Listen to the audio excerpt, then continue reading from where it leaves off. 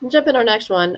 What are the most in-demand roles in cybersecurity right now, and how can someone prepare for them? And I think we've touched a little bit on, they go technical, they go non-technical. If it's in demand now, there isn't time to prepare. The time to prepare was 3 years ago, 5 years ago, 10 years ago.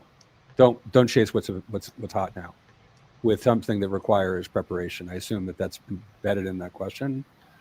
So it's more a matter of like what's coming up, and the best way to deal with that is find out where your resources are, and they're going to be local. Just start, just like Peter said prior, get a desk job, any desk job, just start somewhere. Don't wait for the job to be in demand. Don't wait for it to be cool. Do it. You will discover there what's needed. You will also have the best chance because you are already there. So they will be more inclined to move you to a new position than hire somebody new.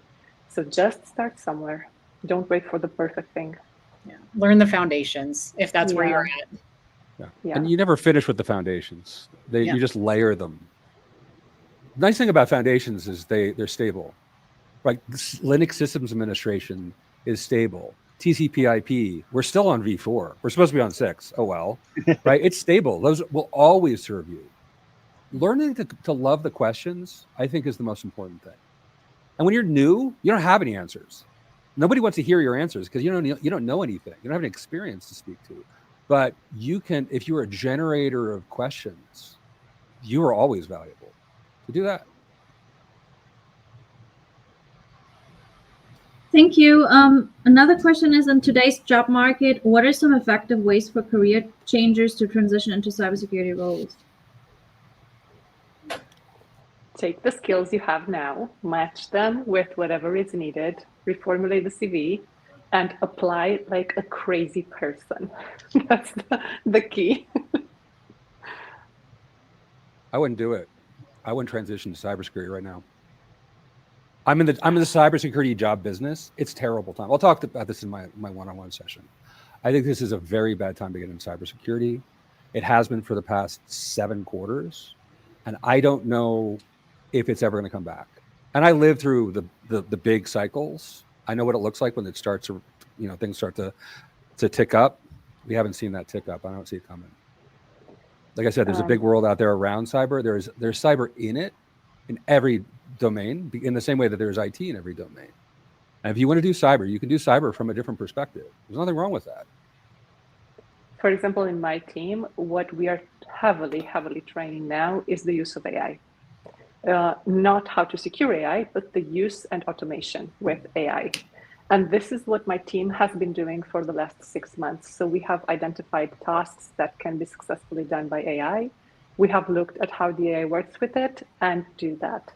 So try to find something that is in this split, AI and cyber, because this will make sure you will have a job in 5 years.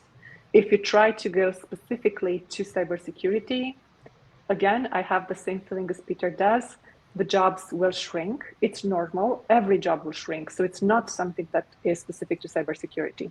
So learn to be super prepared for the new market that's coming, and just learn how to use AI. Make it your best friend. Talk with it 30 minutes every day. I feel like if you're looking for new roles in cyber too, getting on hackathons or capture the flags. And if you're really good at those, there are organizations that are looking for people that are really good at those, and they will do, in-office training on them. I'll also say I love what's happening in the quantum space. And I think if there was one field that you would be interested in and lean into, learning those foundations while also learning everything you can about, quantum resistance, PQC, whatever that one is, and getting into some of those emerging fields. That's great. I love this next question because I think it sort of rounds it out. Is what human skills do you think are still must-haves in cybersecurity, even with all the new AI tools? Teamwork. Inquisitive. Punctuality. Like seriously, punctuality, getting shit done on time, meeting commitments, submitting timesheets. on time, making sure they're correct. Like most of success in business is utterly mundane and very rare. Very hard to find people who can do the basics of business. And then a mediocre tech mind can do very well if it's affixed to someone who does the basics. Never don't do the basics, as Alex Hormozy says, right? Somebody else has read Alex Hormozy, I see. For me, it's being a problem solver and being able to finish tasks. This was the biggest problem I had in all the teams I went in.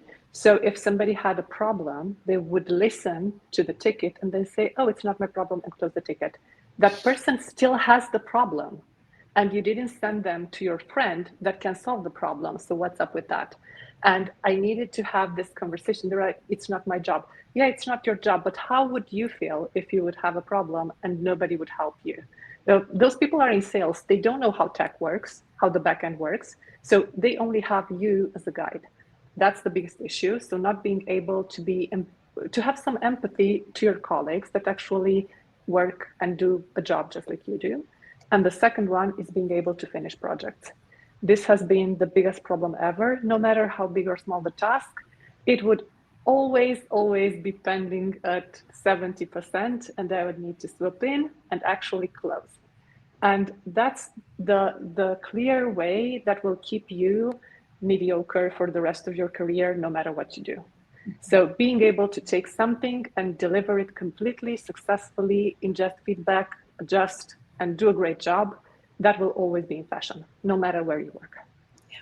Yeah, the art of the pivot, and in having those soft skills, but then also loving learning and continuous learning, and making sure that you continue to evolve and figure out how you learn and the way that you absorb information the best, and then lean into that. And doing the work that nobody else wants to, and being willing to back up other people. I remember early in my career, the single point of failure always bothered me, and it still does. And we had somebody out there one day, and we were at a work stoppage. The office looked silly.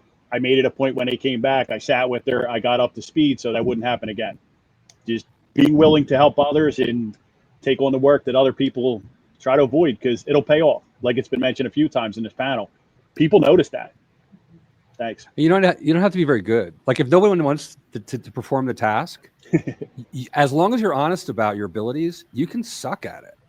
That's okay, right? And you're early on in your career, you're going to do the dirt work. You're going to do the stuff that nobody else wants to do, and that's your function. You're not going to get paid well for it either, and that's okay. Because early in your career, it's all about learning the things that are in between the cracks between the courses and the books and all that. That's where experience is valuable. That's why we need it, because you can only teach like 10% of what you need to know. The rest of it, you just have to be present for, you have to listen for, and you have to also like learn to love what other people do. It doesn't matter if they're tech or not. Salespeople are fascinating. They love to teach. Business managers are fascinating, love to teach. Project managers love to teach. And if you demonstrate curiosity about what they do, they will want to work with you because they'll want to help you.